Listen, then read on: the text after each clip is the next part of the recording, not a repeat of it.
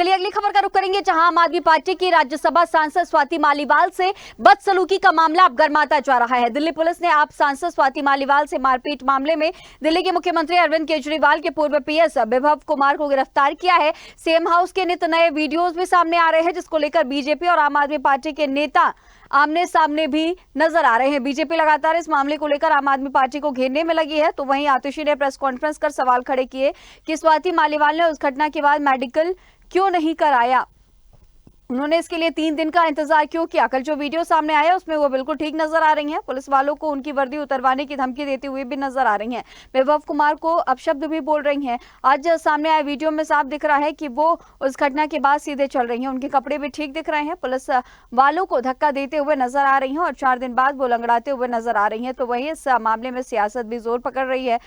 BJP ऐसा कोई मौका नहीं छोड़ रही है जिसमें अरविंद केजरीवाल को घेरा ना जा सके।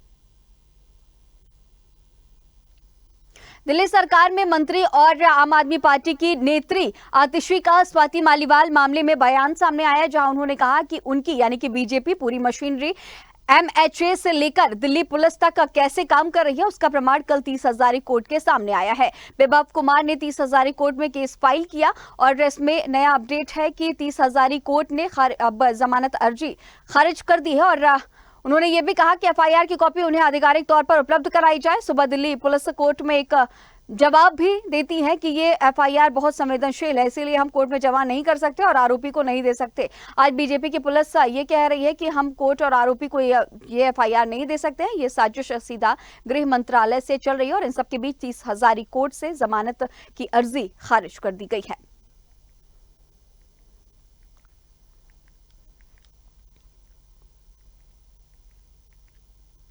अगर आप सबने ये एफआईआर देखी है जो स्वाति मालीवाल जी ने फाइल करी है, उसमें वो ये कहती हैं कि मुझ पर इतना हमला हुआ कि मैं चल नहीं पा रही थी, कि मैं बेहोशी की हालत में थी, कि मैं बैठ गई, कि मैं लंगड़ा लंगड़ा के चल रही थी, मैं दर्द से कराह रही थी। ये सब स्वाति मालीवाल जी ने अपनी शिकायत में लिखा। लेकिन सीएम रेजिडेंस का गेट का सीसीटीवी का फुटेज ये साफ साफ दिखाता है कि स्वाति मालीवाल जी आराम से तेज स्पीड से बिना किसी परेशानी के चल के हाई स्पीड पर बाहर जा रही हैं। बाहर जाके भी वो पुलिस की एक महिला कर्मी को धक्का देती हैं, पुलिस वालों को हड़का रही हैं, अपनी उंगली दिखा रही हैं, ये दिख रहा है कि उन्हें डांट रही हैं। कहीं पर भी स्वाति मालीवाल जी के कपड़े नहीं फटे हुए, कहीं पर भी उनको सिर पर चोट नहीं लगी हुई है। दूर दूर तक वो लंगड़ा कर नहीं चल रही हैं, वो दर्द में करहा कर नहीं चल रही। दिल्ली सीएम अरविंद केजरीवाल के पूर्व निजी सचिव विभव कुमार की गिरफ्तारी पर बीजेपी प्रदेश अध्यक्ष वीरेंद्र सचदेवा ने कहा कि आश्चर्यजनक ये है कि उनकी गिरफ्तारी मुख्यमंत्री आवास के अंदर हुई है। सीधा सीधा संदेश है कि दिल्ली की जनता को मुख्यमंत्री अरविंद केजरीवाल का निवास अब गुंडों की शरण स्थली बन चुका है। देखिए, विभव ने जिस गुंडागर्दी से स्वाति मालीवाल के साथ मारपीट की है और आश्चर्यजनक ये है कि उसकी गिरफ्तारी मुख्यमंत्री आवास के अंदर होती है, तो सीधा सीधा संदेश है दिल्ली की जनता को कि अरविंद केजरीवाल मुख्यमंत्री का निवास अब गुंडों की शरण स्थली बन चुका है। उत्तर पूर्वी दिल्ली से कांग्रेस के प्रत्याशी कन्हैया कुमार के साथ चुनाव प्रचार के दौरान मारपीट का मामला सामने आया। जानकारी के मुताबिक माला पहनाने के बहाने आए युवक ने कन्हैया कुमार को थप्पड़ जड़ दिया। इसके बाद मौके पर अफरा तफरी मच गई है। ये घटना उत्तर पूर्वी दिल्ली के थाना उस्मानपुर इलाके के करतार नगर में हुई। इस दौरान आम आदमी पार्टी की महिला पार्षद छाया शर्मा के साथ भी बदसलूकी हुई है। महिला पार्षद ने पुलिस में शिकायत दर्ज कराई है। इस घटना का वीडियो सोशल मीडिया पर वायरल हो रहा है। इसमें एक युवक कन्हैया कुमार के करीब आता है और उन्हें पहले माला पहनाता है, इसके बाद उसने कन्हैया पर हमला कर दिया। हालांकि भीड़ में मौजूद कन्हैया कुमार के समर्थकों ने युवक को तुरंत पकड़ लिया है। कांग्रेस प्रत्याशी कन्हैया कुमार को थप्पड़ मारने पर बीजेपी प्रवक्ता प्रणीत शंकर कपूर ने कहा कि कन्हैया कुमार टुकड़े टुकड़े गैंग का हिस्सा है। कल जो घटना हुई है हम उसकी निंदा करते हैं, लेकिन जो कल हुआ वो राष्ट्रवाद का एक हिस्सा भी है जो कि कन्हैया कुमार में नहीं है। वहीं प्रवीण शंकर कपूर ने यह भी कहा कि जिस दिन कन्हैया कुमार को टिकट दिया गया था उसी दिन से तय था कि कन्हैया कुमार को जन विरोध का सामना करना पड़ेगा। सुनिए। कन्हैया कुमार, जिस दिन कन्हैया कुमार को टिकट मिला था उसी दिन ये तय हो गया था कि कांग्रेस के इस प्रत्याशी को जन विरोध का सामना करना पड़ेगा। उसका पहला लक्षण हमने तब देखा था जब वो अपनी नामांकन यात्रा भी नहीं निकाल पाए थे, और अब जब वो कैंपेन के लिए लोगों के बीच जा रहे हैं तो लोगों का गुस्सा फूट के सामने आना स्वाभाविक है। धीरे धीरे हम देख रहे हैं कि जैसे जैसे वो लोगों के बीच जा रहे हैं उनके साथ अच्छे अनुभव नहीं हो रहे। इसका मूल कारण है वो टुकड़े टुकड़े गैंग को रिप्रेजेंट करते हैं। वो टुकड़े टुकड़े गैंग जो भारत को तोड़ने की बात करता है, जबकि एक सामान्य भारतीय भारत को जोड़ने की बात करता है, भारत में एकता लाने की बात करता है। कल जो घटना हुई उसमें समाज के अनेक वर्गों के बच्चे इन्वॉल्व थे। किसी एक वर्ग के, किसी एक सोच के बच्चे नहीं थे, मगर उन सब में एक चीज़ कॉमन थी, चाहे वो गुर्जर का बच्चा हो, चाहे वो ब्राह्मण का बच्चा हो, चाहे वो यादव का बच्चा हो, उन सब बच्चों में राष्ट्रवाद कूट कूट के भरा था, जो कि कन्हैया कुमार ने। ललितपुर में केंद्रीय गृह मंत्री अमित शाह ने जनसभा को संबोधित किया। उन्होंने कहा कि आजादी के 70 साल बाद अयोध्या में पीएम नरेंद्र मोदी के प्रयास से राम मंदिर बना, लेकिन कांग्रेस का ये कहना है कि राम मंदिर का प्राण प्रतिष्ठा समारोह ढंग से नहीं हुआ। इंडिया गठबंधन की सरकार बनने पर राम मंदिर पर फिर से बाबरी ताला लग जाएगा। और गठबंधन के दल परिवारवादी हैं। लालू यादव अपने बेटे को मुख्यमंत्री और सोनिया गांधी अपने बेटे को प्रधानमंत्री बनाना चाहती हैं। पीएम मोदी ने जम्मू कश्मीर में 5 अगस्त 2019 को धारा 370 समाप्त कर आतंकवाद को खत्म किया। पाकिस्तान में घुसकर आतंकवादियों का सफाया करने का भी काम किया है। फारूक अब्दुल्ला कहते हैं कि कश्मीर की बात नहीं करो, पाकिस्तान के पास एटम बॉम्ब है, लेकिन हम डरने वाले नहीं हैं। कश्मीर भारत का है, हम इसको वापस लेकर रहेंगे। जब मैं बुंदेलखंड की वीर भूमि पर आया हूं तब महारानी झांसी और झलकारी बाई का बलिदान याद कर कर समग्र देश की ओर से उनको प्रणाम करता हूं। भाई और बहनों, यही भूमि ने मुगलों के सामने भी लड़ाई लड़ी, अंग्रेजों के सामने भी लड़ाई लड़ी। अब हमारे देश में ये जो देसी अंग्रेज है उनके सामने बुंदेलखंड ने लड़ाई लड़नी है, देसी अंग्रेजों के सामने। भाइयों बहनों, आज मैं जब यहां आया हूं तब 4 चरण समाप्त हो चुके। 4 चरण का नतीजा झांसी वालों जानना है आपको? जरा जोर से बोलो, जानना है?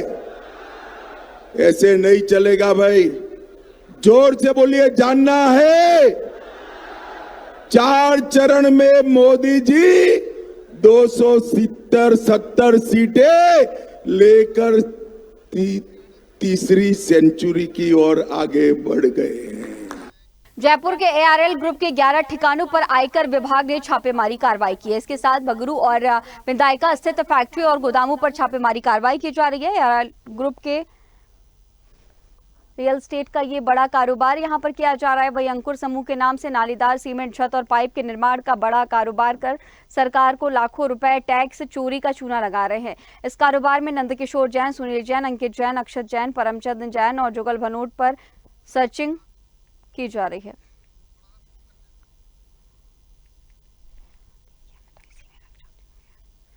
तो विधायका और बगरू स्थित फैक्ट्री और गोदाम पर छापेमारी कार्रवाई चल रही है। आयकर विभाग ने कुल 11 जगहों पर ये छापेमारी कार्रवाई की है। अक्षत समूह नाम से रियल एस्टेट का यहां पर बड़ा कारोबार चल रहा था। तो जयपुर से ये खबर, जहां एआरएल ग्रुप के ठिकानों पर आयकर ने छापा मारा है।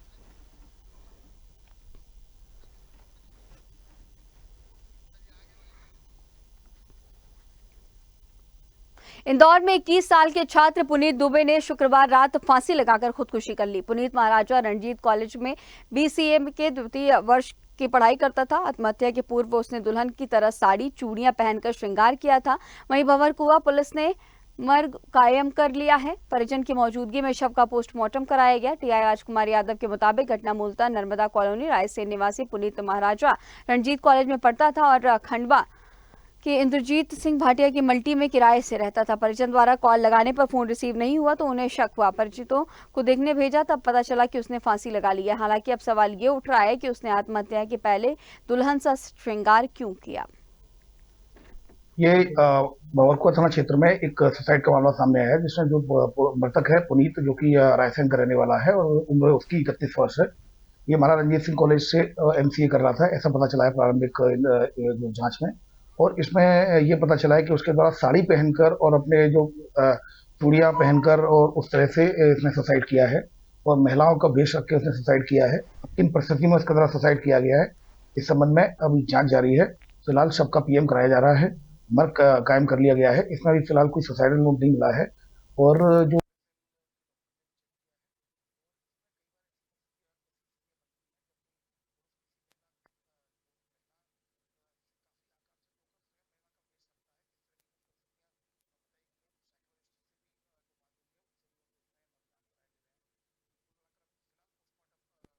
कराया जा रहा है, जांच में आए हुए तथ्यों के आधार पर वैधानिक कार्रवाई की जाए। ये भंवरकुआ।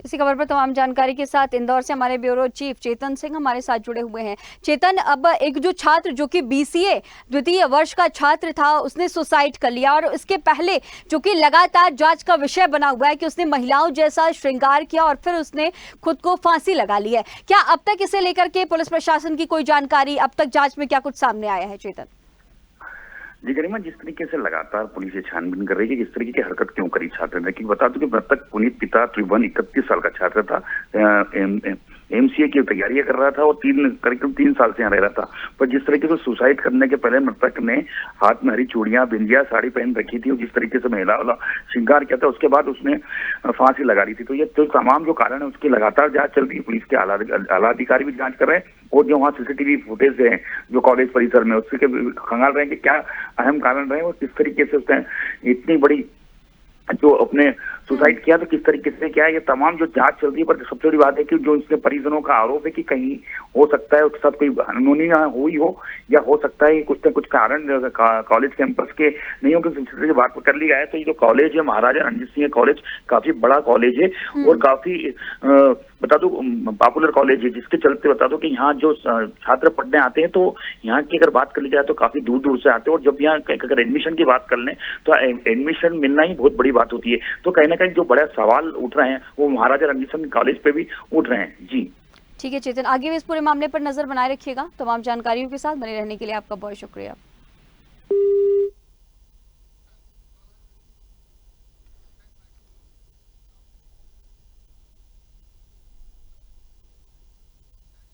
हमारे इस खास बुलेटिन खबरों के खिलाड़ी में फिलहाल इतना ही। खबरों का सिलसिला लगातार जारी रहेगा, बने रहिए स्वदेश न्यूज के साथ। सबसे पहले देश।